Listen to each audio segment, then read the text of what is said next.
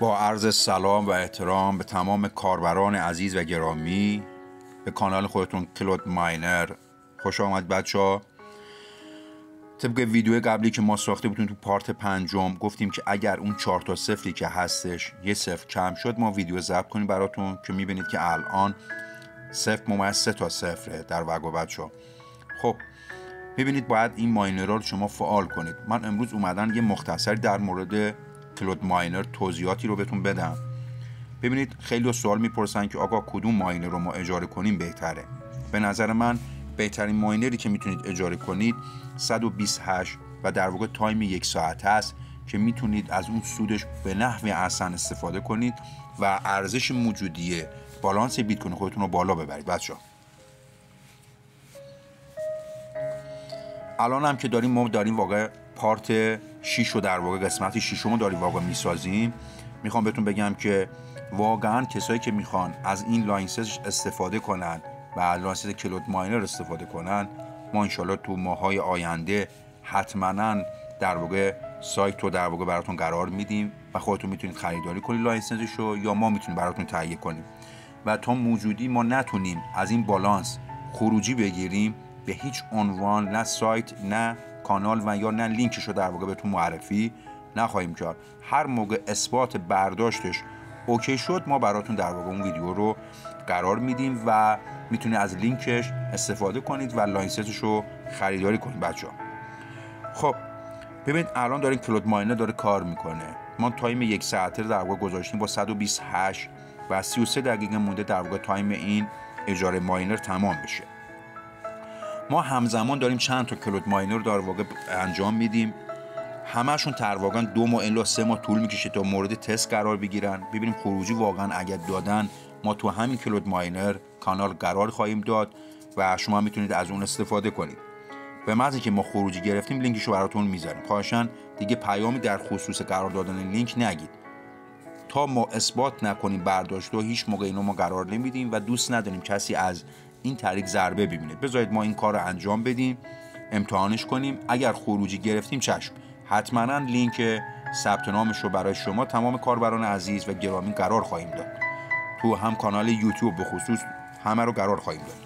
خب ببینید بچه‌ها کلود ماینر میبینید که همینطور که اثبات میکنیم در واقع نشون میدید که از این تعداد صفرها ما داریم کم میکنیم و ما تا 29/4/2025 اعتبار داریم. لاینسنس ما 2 ماه هست. ما سعی میکنیم که قبل از اون در واقع اون حدی که دوست داریم برسیم.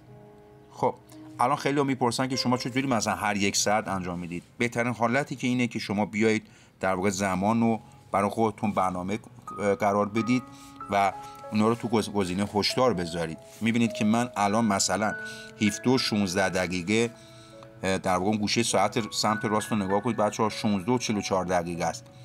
به محضی که 17:16 دقیقه یه هشدار برای من در واقع گوشی فعال کردم.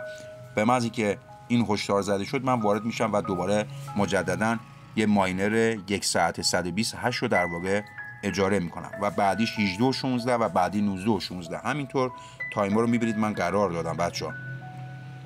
ما حتی نگاه کنید که یک نصف شب در واقع نگاه کنید یک نصف شب 16 دقیقه، 2 نصف شب، 3 نصف شب، 4 نصف شب، ما همه این تایم ها رو در واقع کوک کردیم و هر 1 ساعت و 16 دقیقه ما میریم در واقع اونو در واقع کلود ماینر رو در واقع فعال میکنیم و ماینر خودمون رو که با سرعت 128 هست اجاره میکنیم و شروع میکنیم به ماینر کردن بیت کوین و میبینید که روز به روز داره قیمت افزایش بیت کوین رو ما داریم که از 83,000 رسید به 87 و خورده ای که اگه نگاه کنید الان 87,440 در واقع.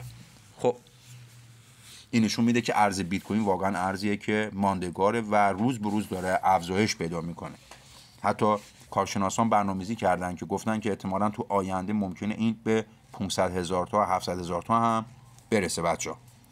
خب این توضیح در مورد کلود ماینر و هدف ساخت این بود که در واقع نشون بدیم که الان شده 0.3 12:43 قبلا 0.4 بود. میبینی که یه صفر کم شده و هر تایم تقریبا به نظرم حدوداً شاید زیر 10 روز زمان میبره تا هر یه دونه صفر رو ما بتونیم از بین ببریم و جایگزینش عدد 1 رو قرار بدیم. خب این در مورد قسمت 6 ویدیو بود.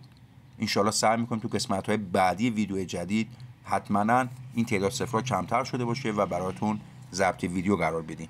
این در مورد کلود ماینره. تا بعد میبینمتون بچه‌ها.